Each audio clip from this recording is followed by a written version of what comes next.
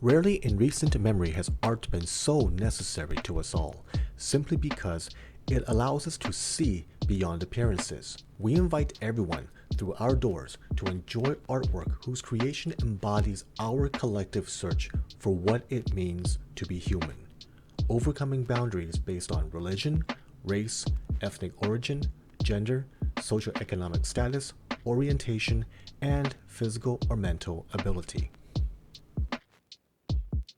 My name is Adrienne Matthews. I was born in Los Angeles, California. My family moved here to Seattle in 1984, and I was raised here before leaving to go to college at Spelman College in Atlanta, Georgia. So I am a Seattleite, but I also have roots in a lot of other places, so that influences my work quite a lot. So these works are inspired by Black professional women, both in my family but also in the broader community, specifically looking at portraits and professional headshots from the 1970s through 1990s. So I was really inspired by these icons, these family members, these women who loomed large in my life, and I wanted to understand more about what their experiences were like, the expressions they had, and the kind of professional armor that they put on. The titles for each of these pieces really focus on the interior lives of these women, so I really wanted to spend some time thinking about what that experience was like. I chose these pieces because these were actually some of the newest works that I'd done. So I went to an artist residency in January called Rockland Woods, and while I was there, I thought I was going to continue working on some collages that I started that were really taking archival materials and exposing some of the interior narratives of what it was like to be a Black woman professional in this post-civil rights era. For this particular piece of work, I was just so excited about this new creative direction that once I got going and this show came up and I saw the opportunity to focus on intersectionality, I was thinking a lot with these about race, class, and gender. When I was at this residency, I saw an opportunity to really dive into that inspiration, and once I got going, I just kept going, and I got back to Seattle after the residency and really was so pleased with how something that started off as a small idea became something so much bigger, so I couldn't wait to share it with the public. Hi, my name is Maize. I am originally from the East Coast and landed on the West Coast about 10 or so years ago. I am a multidisciplinary artist. I do illustration, abstract painting, and design, graphic design. I'm more focused on surface pattern design, which you see here. The story behind this piece and my particular design style, it kind of culminated over, I think, about 20 years to get to certain levels of like complexity with like my line drawings or the way I make patterns or the way I even convey my illustrations in a new like abstract form. Over those 20 years of me just drawing and messing around with different styles, I came up with something I call emotive pattern design. This particular design is based off of like how I'm feeling. So a lot of times when people make art or draw or whatever, it's for multiple different reasons, but for I think a lot of people that they can relate to, a lot of it is emotion based. So like if I'm feeling like sad or happy or joyous, or maybe I'm just in a room with people and I feel like, you know, I want to draw and take in the energy of this moment and transcribe that to paper using either pen, a paintbrush, or even just like a digital drawing on the spot. Then what I do is I make it into, like, make it repeat, make it into a pattern, and then those patterns evolve my emotions into a story that anyone can relate to.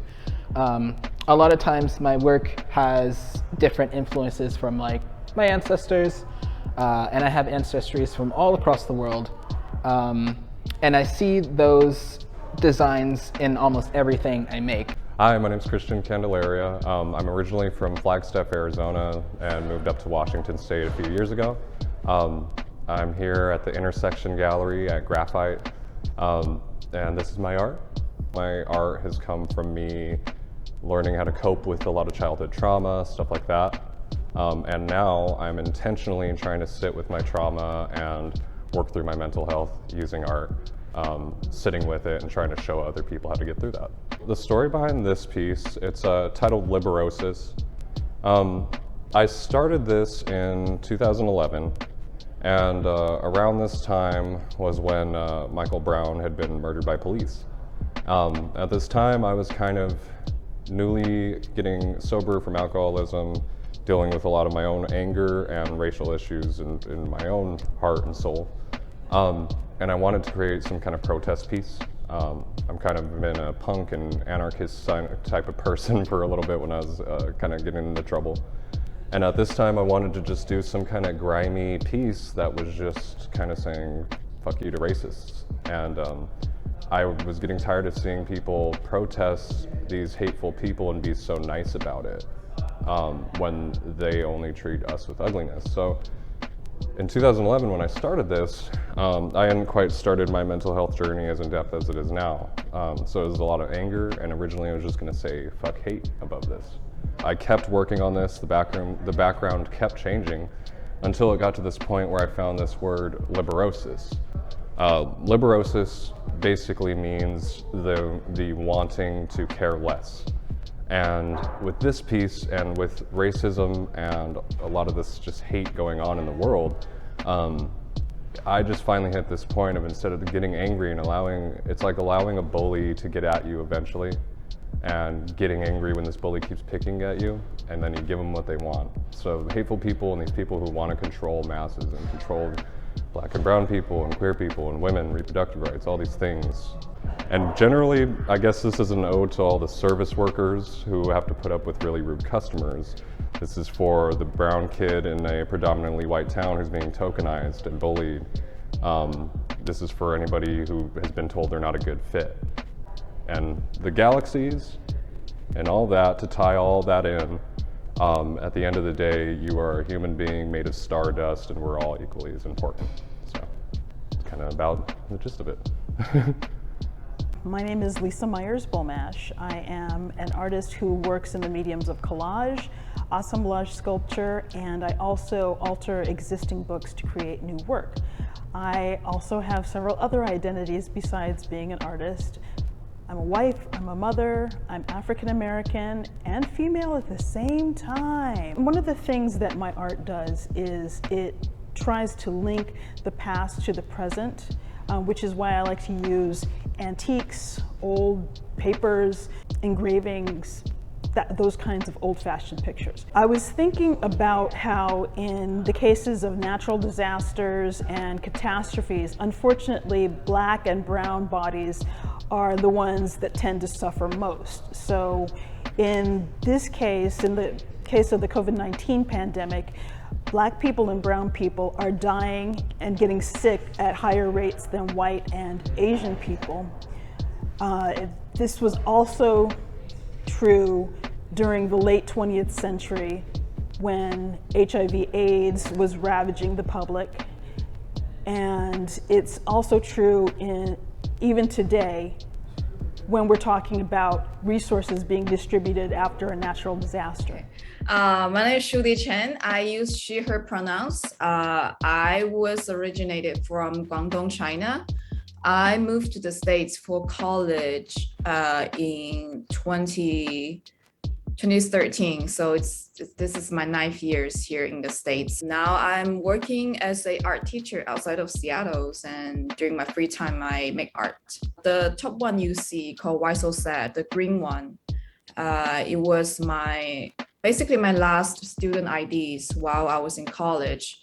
And the bottom one is called Just Assault. It was the last government ID I have in 2018. I was just fresh out of college.